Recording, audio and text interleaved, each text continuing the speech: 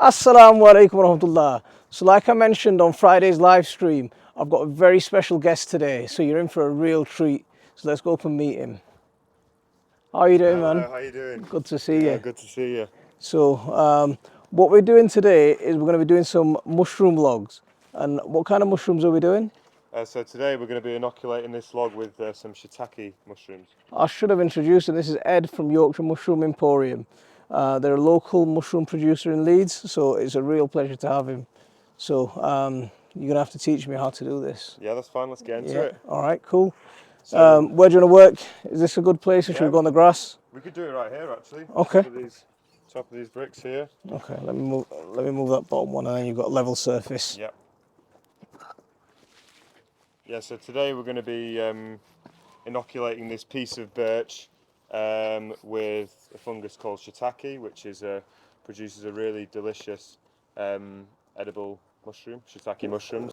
I've seen shiitake in supermarkets, so is it going to be the same sort of stuff or is it going to be... Yeah, yes, same kind of variety of mushroom. So it's very popular in Japan, and this technique that we're going to do is based on a very old technique that was first developed by the Japanese, where they were leaving freshly cut logs in forests where shiitake mushrooms were naturally occurring, and Right. they noticed that some of these freshly cut logs were then starting to produce shiitake mushrooms themselves, and so we're now going to speed up that process by actually putting the dowels into the log itself and getting this log to colonise with the mycelium of the shiitake fungus, and then in a few months' time, when the conditions are right, this log will hopefully start producing some delicious shiitake mushrooms. A few months? Yes, so this is a much slower process to some of our other products that we do. So we do other grow kits where we grow them on sawdust and straw and coffee, and because that substrate, so we call this substrate what the mushroom grows on, is much less dense. The mycelium can penetrate and work its way and consume it much easier. Oh, amazing. This is a freshly cut piece of birch, and you can see from the end of the grain, it's like a really dense piece of wood. The little mycelium hyphae, the little fibres of mycelium, are going to take a long time to penetrate through that. Okay. But although it takes longer, the good thing is that once it has taken hold, this log is effectively in a perennial. So this will come back once, sometimes twice a year, depending on conditions. And so this can last for up to 8 years. Wow. 8 years worth of harvest from just one inoculation. That's absolutely amazing. So how fresh does a log have to be for you to do this? So there's a couple of key rules when you're inoculating logs to make sure you're going to get the best chance of success and the most mushrooms out of it. So in terms of freshness, 2 to 6 weeks old from when it's being cut. Okay. It needs to be cut from a healthy tree. Okay. And the reason why it needs to be nice and fresh is because effectively when a mushroom moves into this, the mycelium, the fungus, colonises this log. It's starting down the decaying process, and it will take over this log and start breaking it down for food source to feed itself. Now, if we're using old logs in your garden, then the chances are that there's another fungus, a naturally occurring fungus in your garden that has already moved in and started to break down that log, and that will fight off whatever we try and inoculate it with. So we're going to inoculate it a nice and fresh log, so we've got in there first before anything else has had a chance to get in So there. we just want to give it the best environment for it to... Absolutely. Yeah, so take off. So when the tree is living, it produces natural fungicides to stop fungi colonising it while it's still alive and damaging it and decaying it. So when we first cut this log, when it's super fresh, those fungicides are still in the log. So if we're cutting it fresh straight away, we're going to leave it 2 weeks to let those fungicides dissipate. Right. And then we're going to use it within the next 4 weeks. So freshly cut log, 2 to 6 weeks old. Okay. So what we're going to do now is we're going to use one of our shiitake log kits that we sell online and at markets. Instead of ripping the box, because we might want to keep what's inside there, do you want to do it this way? Do you want to open that first? Okay. Yeah? And then? Nice Good man. So you said this comes with instructions? Yes, so like I was saying, this is one of our growing kits that we sell at markets and online. And so inside here is everything you need to inoculate a freshly cut log with shiitake fungus. And so inside here we've got some wooden hardwood dowels colonised with shiitake fungus, and that's what we're going to use to put inside the log. Soya sealing wax and a wax brush, and this is what we're going to use once we've drilled holes in the log and inserted the wooden dowels. We're going to use this wax to seal up the dowels to make sure no other contaminants can get inside. So these dowels already have the fungus inside? The white stuff you can see on the dowels here is actually the mycelium of the shiitake fungus. Oh, okay. And so these dowels would have just looked like a normal brown colour when they were first inoculated. When you seal these packets, Yes. now are these sealed in a way that nothing else can get in? Or yes, how so- high tech do you have to be, really? So, I mean, they're fairly well colonised, so the risk is low of them being contaminated. Okay. But we heat seal them in a special plastic packet to keep them fresh. But they can actually be stored in the fridge from purchase for up to 3 months. Okay. Sometimes even longer, so they don't have to be used straight away. They're happy to just lay dormant in the fridge until they're ready to be used. Awesome. Right. So Zaki, you're gonna get to use your paintbrush in a bit. Okay. You do some painting. Not paintbrush. Yeah, you can melt these, and this is the wax that you seal it with, yeah? You said soya wax. What's the difference between soya wax and beeswax or candle wax? You can use other wax. We just choose to use soya. You can also use a wax made from rapeseed oil. Okay. So it's- the type want- of wax doesn't matter, really. You want something that's going to naturally break down, as Okay. opposed to petroleum-based kind of wax. Okay, that's interesting. So beeswax would work. And what's candle wax normally made from? Is that It's paraffin. I didn't know that. You learn something new every day. In terms of sourcing a log, we've actually worked with Leeds coppice workers who've provided this log for us. So they manage a few woodlands in and around Leeds, and so they were kind enough to provide this piece of birch for the demonstration. So when you're looking to source a log yourself, if you don't have a suitable tree that you can cut it off yourself, then we recommend that you just speak to a local tree surgeon, or if you're in Leeds, go speak to Leeds coppice workers. I nearly got dropped it there. So now we're going to look at preparing this log to insert the wooden dowels. Okay. So first of all, we're gonna mark out where we're gonna drill our holes. Then we're gonna drill our holes, and then we're gonna tap the dowels in. So Does the log have to be any sort of specific size or anything like that, or will any log do? So we recommend for our kits that have 30 dowels that the log should be about 50 to 70 centimetres long. Okay. So we've got quite a big one there. And then a diameter of about 10 to 15 centimetres. So that's 71 and 12. So we're right. Brill. So Okay. this log's perfect. So what we need to make sure now is that all the dowels are nicely spread out through the log, Okay. so that each of those dowels is a point where the inoculation can start from, and so we're going to get them nice and spread out over the logs, over the log by drilling some holes in a diamond pattern. So what we're going to do is we're going to space these holes out about 10 to 15 centimetres apart.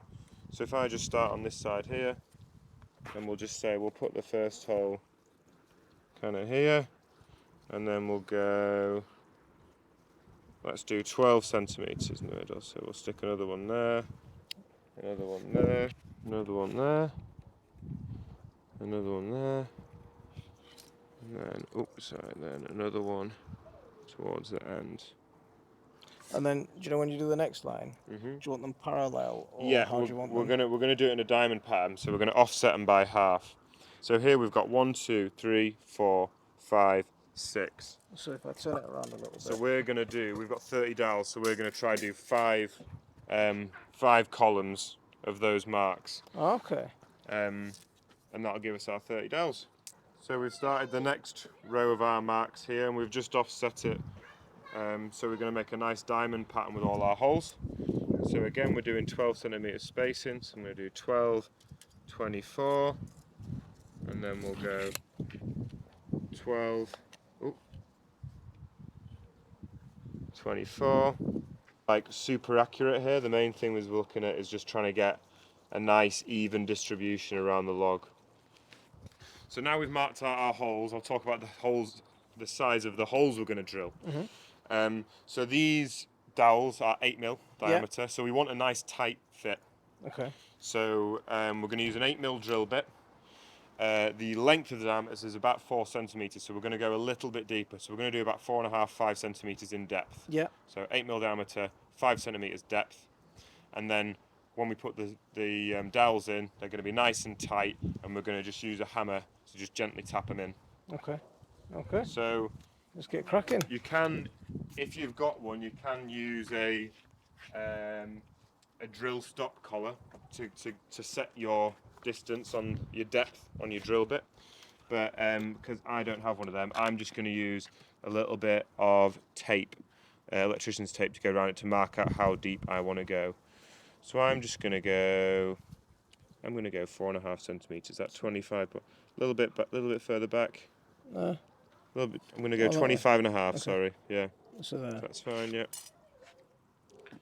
So what we'll do is I'll just, if you move your finger slightly. Yeah. We'll do that there.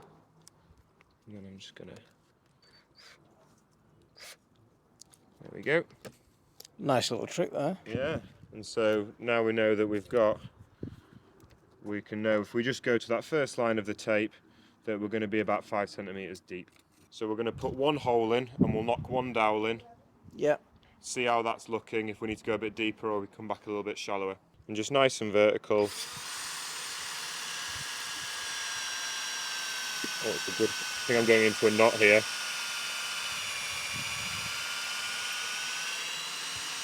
A bit long. Oh, that's hot. Is that hot? Yeah. You can see how fresh it is as well. Yeah. So you can see the green. You could just, if you wanted to, go through and just drill all these holes now. But I'm just going to check that we've got the right size before we drill them all. It's like, oh, that's looking a bit tight already.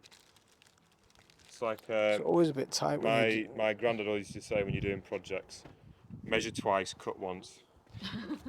So it's always a bit tight when you're going into fresh. Oh, it's looking pretty good though.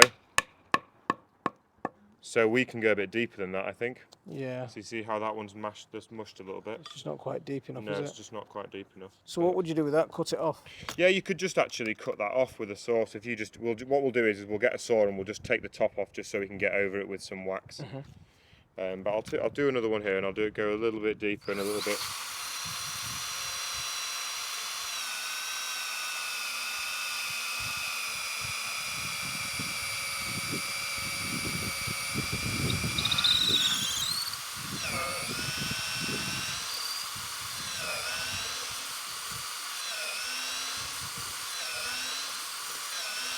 I'm just going to get all the wood out.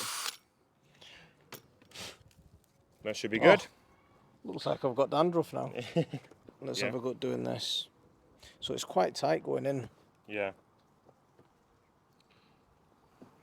So. Yeah, that's it. So again, we could probably go a little bit deeper on that. Tap it all the way in. Yeah, go and give it a good tap. Oh, it's not gonna go. Okay, we'll go a little bit deeper on the next couple. Okay. When you're handling the dowels, we should do it with clean hands. So we should go and wash our hands now first. Forgot to mention that. So that's something that we should have done to start off with. Yeah. So I mean, it's not a big thing, but when you're doing mushroom farming, hygiene is really important.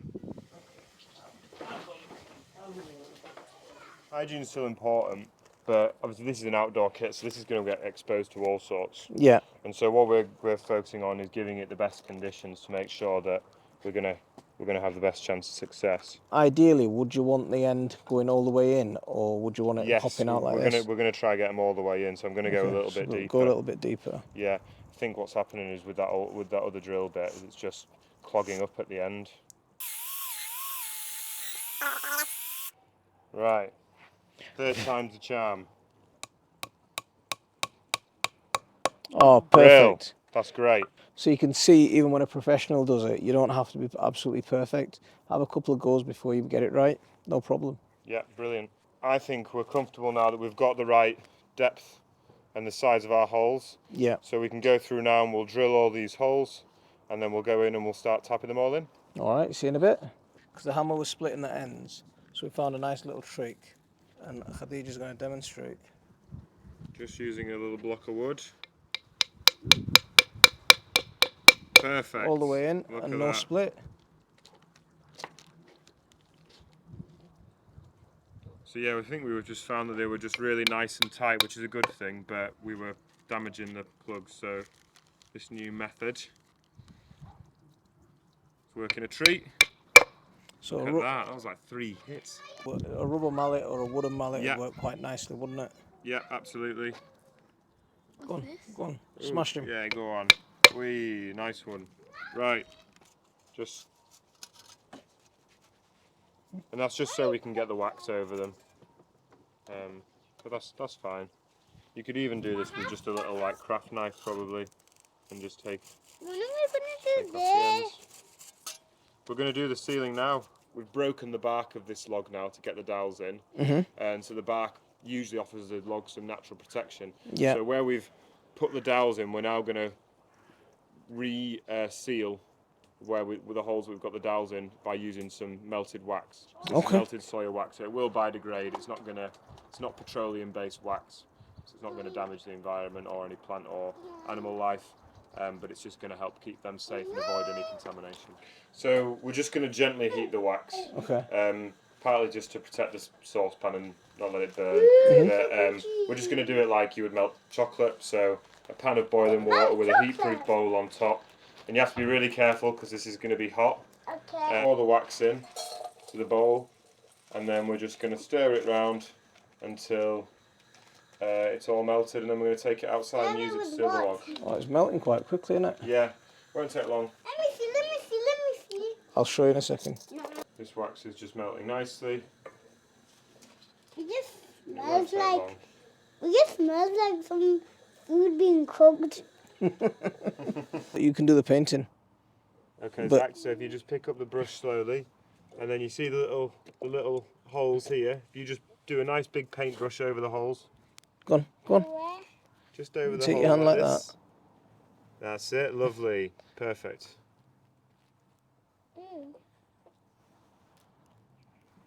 Oh, nice. Great, well done. That's really Do good. you know where it's damaged like this? Does it? You could also use a bit of wax to seal that up. Okay, so seal that up as well. And do you know the log? You said that this was birch, right? Does it matter about the type of log? Yes, so different types of mushrooms like growing on different species of tree, so it absolutely matters which log you use. So for shiitake, which is what we're growing today, birch works really well, but also alder, beech, oak, willow and poplar, and you can also use hornbeam.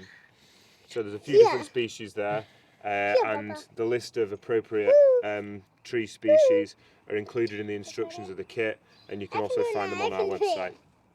I'm surprised about willow actually, because willow's one that normally rots quite fast. Yeah, so shiitake is actually quite a fast colonizer compared to some other mushrooms, and so it can grow on a slightly wider range than some other species such as lion's mane. Brill, that's great. Try it here. There we go. Yeah, so as you're doing there, if you just see any like cuts in the bark, you can just fill that in with a bit of wax as well, and that also helps protect it from other funguses moving in. That's great. We've got one more here. What about the ends? What would you do with the ends? So another, any leftover wax you got, it's also a good idea just to seal the cut ends. So, So Zaki. shall I can have a go at that. So yeah, you can just hold the ends up and just gonna brush it on like that. My hand. And that's it, all done. Fully inoculated and sealed log. Right. My sleeve. So let's go find somewhere to put it. So what kind of area is going to be good for this to go in? So the great thing about growing mushrooms on logs is that they like to grow where a lot of other plants don't. So everybody has that shady part in the garden that they don't know what to do with, that nothing grows in, Yeah. next to a big hedge or beneath a big tree. That's perfect for a mushroom growing log. So we want to keep it nice and shady in an area with high humidity. Soil contact or no soil contact? We want to just raise it slightly off the soil, and again, it's just about stopping it getting waterlogged and allowing other funguses to maybe infect the log. So if I grab a couple of bricks? Yeah, a couple of bricks will work fine.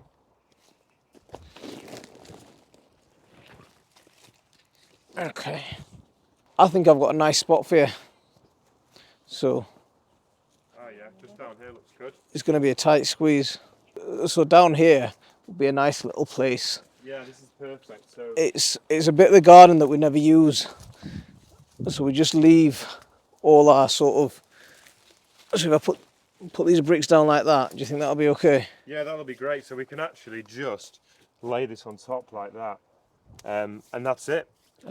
So we've now got a good bit of natural protection from the wind and the rain. If it was to get really hot or really heavy rain, we could cover this with a tarp just to protect it that little bit more. So when you've got like a naturally quite sheltered area of the garden, shady, humid part like you do, that's great. It's in its perfect environment. So does it? Do you know, like when I'm cutting the hedges and stuff will fall in on top? Does it matter? Do I need to clean it off, or can I just leave it? As long as it's not submerged in debris and leaf cuttings, and it's raised off the ground, then it should be fine just as it is. Wicked. You can also, if you don't have like a perfect spot in your garden that's really shady and sheltered, you can also grow these in like an outhouse, like a shed, and you just do the same thing, but you just wrap it with a tarp, just loosely to allow airflow, but just to kind of stop the log from drying out. Yeah. The main thing we want to do with this is stop it from drying out. Okay. Okay. And all that wax, all that excess wax that we've got on there should help, shouldn't it? Yeah, that should just help seal the moisture in. Let's get out of this jungle. Bro. So would fruit trees work for it? Fruit trees do work for certain types of species, but they don't. Shiitake don't tend to like fruit trees, so you're safest in the UK with shiitake mushrooms and a lot of other species using oak, beech, birch, alder, and they're some of the more readily available species that you can find in the UK through a local tree surgeon or if you've got a tree yourself. Nice one. So in about 6 months we should expect some mushrooms? Yeah, so in about 3 months' time, so it's currently November, so in January, February time we should start seeing the classic white mycelial rings on the end of the log, and that gives you an indication that the mycelium's cultivating the log. And how often should I go and inspect it and make sure that it's all right? I mean, they're really low maintenance, these log kits, you know, they're very much like do it, leave it, see what happens, and you've got to be patient because it is a month-long process. Yeah. But when it does, when the mycelium does take hold of the log, you can start expecting to see mushrooms in 6 to 12 months. Awesome. So in 6 to 12 months, we're going to have some shiitake mushrooms. I'm looking forward to this. So again, massive thanks to you, Ed. Really appreciate it. Thanks for having me, man. All right, no, thank you. So that's been a lesson for me, a massive lesson for me and a great learning experience. I hope it's been one for you as well. Thanks for watching. Don't forget to hit that like and subscribe. And if you want to support our channel, you can always become a patron. So I'm going to leave it there for this one. Assalamu alaikum wa rahmatullah.